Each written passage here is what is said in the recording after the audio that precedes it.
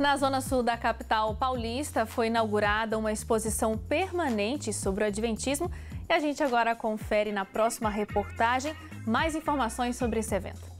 O momento é de alegria e pediu a atenção dos participantes para a apresentação de um importante acontecimento.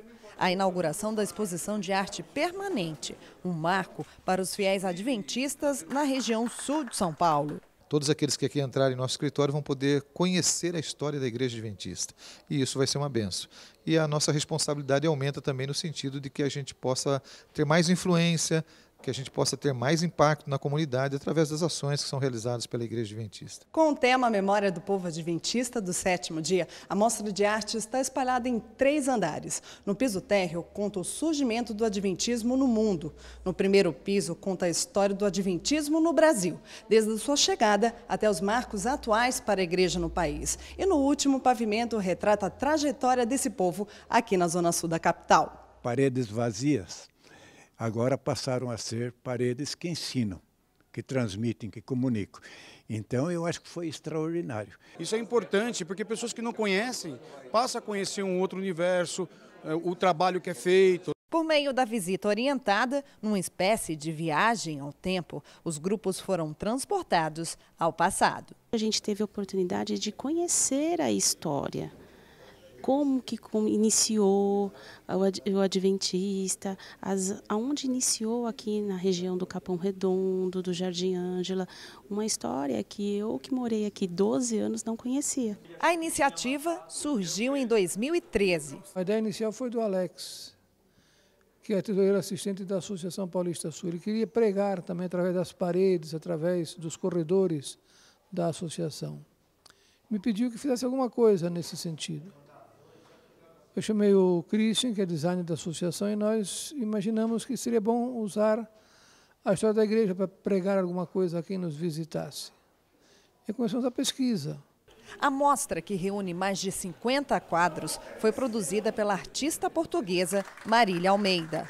Foi muito gratificante realizar este trabalho. Foi uma forma de eu professar a minha fé. E principalmente quero agradecer a Deus por isso. A arte, a cultura, a educação é o que faz transformar a população, né? Que nos dá conhecimento e habilidade para a gente poder interagir e tomar nossas decisões. Então ela é um fator de transformação, com certeza. E agora a gente vai mudar um pouco de assunto, viu, Suzane? Vamos falar sobre o quê? Em outubro do ano passado, muitos cristãos celebraram os 500 anos da Reforma Protestante. Mas a gente não para muito para refletir nos efeitos desse movimento que aconteceu há tanto tempo. Historiadores acreditam que esse foi um protesto diferente por ter a capacidade de ser sempre atual. Reivindicar, correr atrás de um futuro melhor para si e para a nação. São assim que nascem e nasceram os protestos ao longo da história. Existem aqueles que mudaram os últimos 50 anos e outros que atravessaram centenas de gerações. Há 500 anos, um religioso, Martinho Lutero, junto com outros padres, monges, iniciou um movimento de renovação aos primeiros valores do cristianismo. E o que isso significaria? Mais espiritualidade, menos materialismo, era uma crítica à Igreja de Roma e a abolição da hierarquia que gradativamente permeou a Igreja. O protesto de Lutero começou em um ambiente semelhante a este aqui, uma biblioteca de universidade pública. Foi ali que ele teve o primeiro contato com a Bíblia e entendeu que precisava ajudar a igreja e a comunidade a repensar a maneira de viver o cristianismo. Mas será que ainda é possível perceber o impacto desse esforço? Bom, 500 anos depois, qual o balanço? A ideia da simplicidade, o fim da distinção entre as pessoas por nascimento ou por herança. Foi uma crítica ainda importante e um alerta, né, para todos aqueles que concordam, né, com os valores dos primeiros cristãos lá no distante Oriente Médio. Para alguns líderes religiosos cristãos, o efeito da reforma é e será duradouro. O cristianismo começou muito bem, mas somos seres humanos, a gente pisa na bola. Daí a necessidade de ter vindo uma reforma, de repensar aquilo que nós estávamos fazendo errado e se distanciando do propósito original. Então ela é válida. Ela é válida e é válido que eu continue me reformando todo dia. Tomara que eu consiga fazer isso e me reformar e não esperar que alguém daqui a 200 anos faça isso por mim. O grande legado de Martinho Lutero e da Reforma Protestante foi o resgate da centralidade da Bíblia. Afinal, as 95 teses que ele pregou eram resgates de mensagens bíblicas esquecidas. Ele traduziu a Bíblia foi impressa e chegou às mãos do povo. Nós, como adventistas do sétimo dia hoje, nos consideramos herdeiros dessa reforma, porque nós vamos a fundo a Bíblia, estudamos com aqueles que vão ser batizados, pregamos a palavra e cremos que a reforma não é um ponto final. A reforma é um processo contínuo. Nós continuamos reformando, desde que toda reforma não seja para exaltar interesses pessoais, mas seja para aprofundar o estudo, o conhecimento e a prática da palavra de Deus. Nos últimos programas, a gente reprisou o quadro Prontos para o Sábado, só que a versão culinária saudável. E a tônica semanal foi praticidade para a espera desse dia de descanso. Foi isso mesmo, Leite. A nutricionista Giovana Fraga tem no ensino de receitas um ministério também. E como começou tudo isso? Bom, é o que a gente vai descobrir agora. Ela vai contar numa entrevista que ela concedeu à produtora do quadro, Patrícia Piper.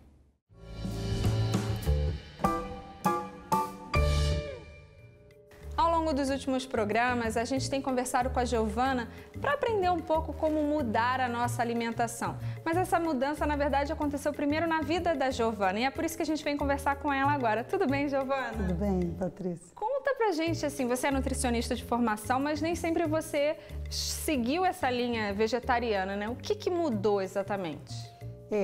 Na época, eu tinha um restaurante e não era vegetariano.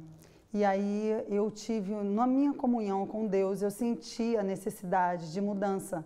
E comecei por mim. E realmente não foi assim uma coisa que eu larguei tudo. Eu comecei aos poucos, fui abandonando a carne. Depois de muitos anos é que eu vim abandonar, né, o queijo, o leite e os ovos.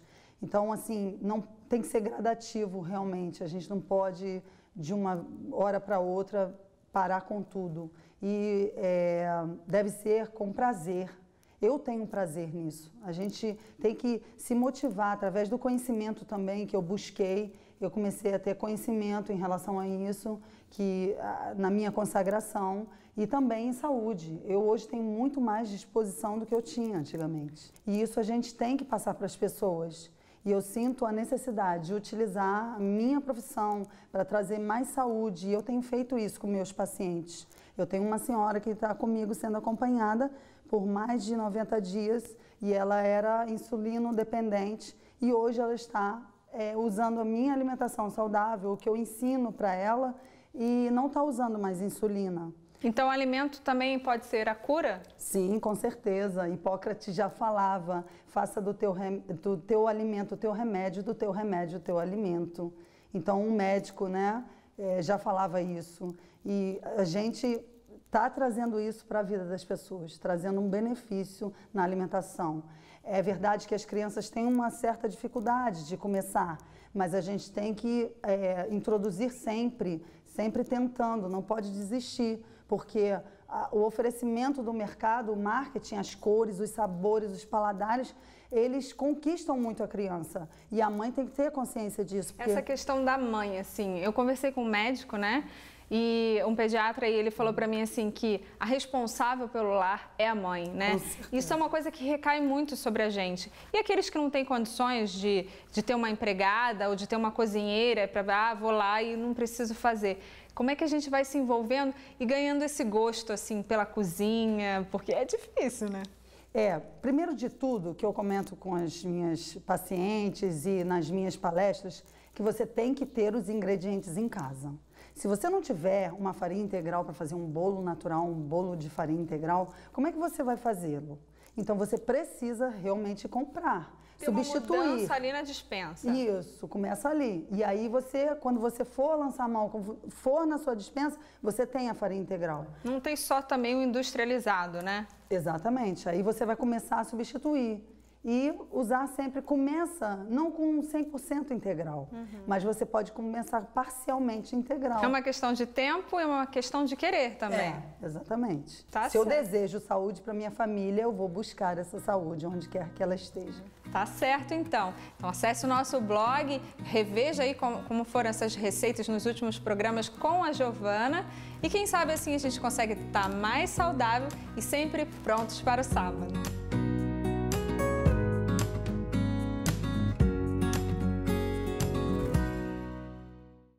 Muito bom, e aí tá uma amostra, né, Leite, que a gente pode fazer do nosso talento sempre um ministério.